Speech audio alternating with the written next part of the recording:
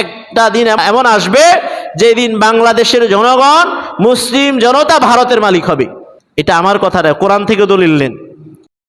ভারত হুঁশিয়ার হতে হবে, কারণ যারা জালেম হয়, একটা বিষয় জানে রাখবেন, যারা জালেম হয় আর যারা মাজলুম হয়, জালেম মাজলুম, মাজলুম যারা হবে, জালেমের ভূমি, জালেমের অর্থ সম্পদ, বাড়ি ঘরের ওয়ারিস বানিয়ে দিবেন আল্লাহ পাক মাজলুমদেরকে। কি বলছি? কথার কথা। ভারত আমাদের উপর, কথা নয়, এটা বাস্তবে আমাদের উপর জুলুম করতেছে, জনগণের উপর জুলুম করতেছে। এই জুলুম বেশি দিন থাকবে না, এই প্যাসিবাদী বেশি দিন থাকবে না।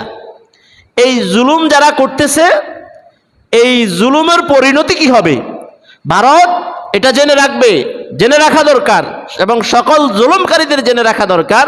যতদিন যারা জুলুম করবে তাদের বাড়ি গাড়ি অর্থ সম্পদ ভূমি সব কিছুর মালিক বানিয়ে দিবেন মাজলুমকে। কাকে?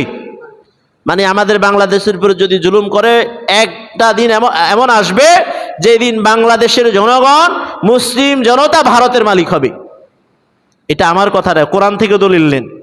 আল্লাহ পাক সূরা কসসের 6 নম্বর আয়াত আল্লাহ পাক বলছেন, দেখেন আল্লাহ পাক বলেন, ওয়ানুরিদু আন নামুন্না আলাল লাযীনা ইসতুদঈফু ফিল আরদি ওয়া নাজআলাহুম আইম্মাতাও ওয়া নাজআলাহুমুল ওয়ারিসুন। আল্লাহ রাব্বুল আলামিন বলেন, আমি এটা ম্যাপ করে রেখেছি, চিন্তা করে রেখেছি। আল্লাহ পাক বলেন, আমি এটা সিদ্ধান্ত নিয়ে রেখেছি, যারা মানুষদেরকে জিম্মি করে রাখবে, বিভিন্ন কোনো জাতিকে জিম্মি করে রাখবে, মানুষদেরকে অবলা করে রাখবে, মানুষকে দমিয়ে রাখার চেষ্টা করবে জমিনের উপর। আল্লাহ পাক বলেন, ওয়ালা নাজআলাহুম আইম্মা, আমি আল্লাহ তাদেরকে ক্ষমতা দিব, তাদেরকে নেতা বানিয়ে দিব, যাদেরকে কি করবে? দমিয়ে রাখার চেষ্টা করবে জালেমরা যাদেরকে জিম্মি করে রাখার চেষ্টা করবে, আল্লাহ পাক বলেন আমি তাদেরকে নেতা বানাবো।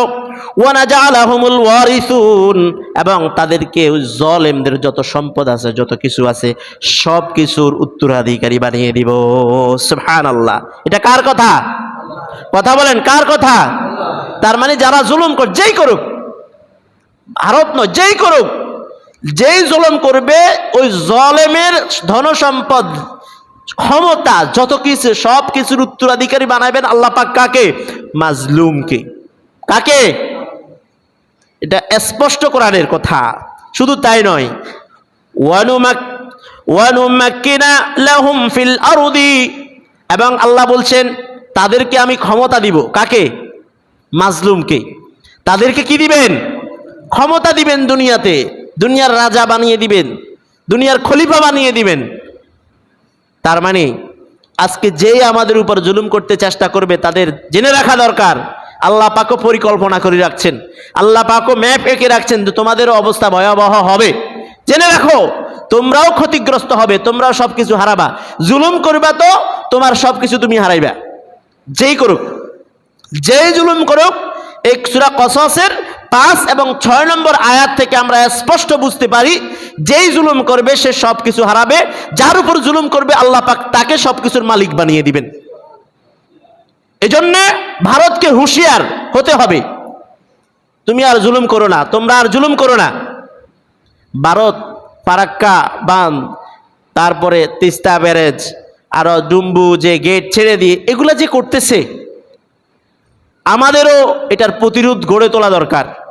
প্রবাসী ভাইরা দেখতেছি তারা বলতেছে যে এটার জন্য বিভিন্ন বিকল্প কিছু করা দরকার, আসলেও দরকার।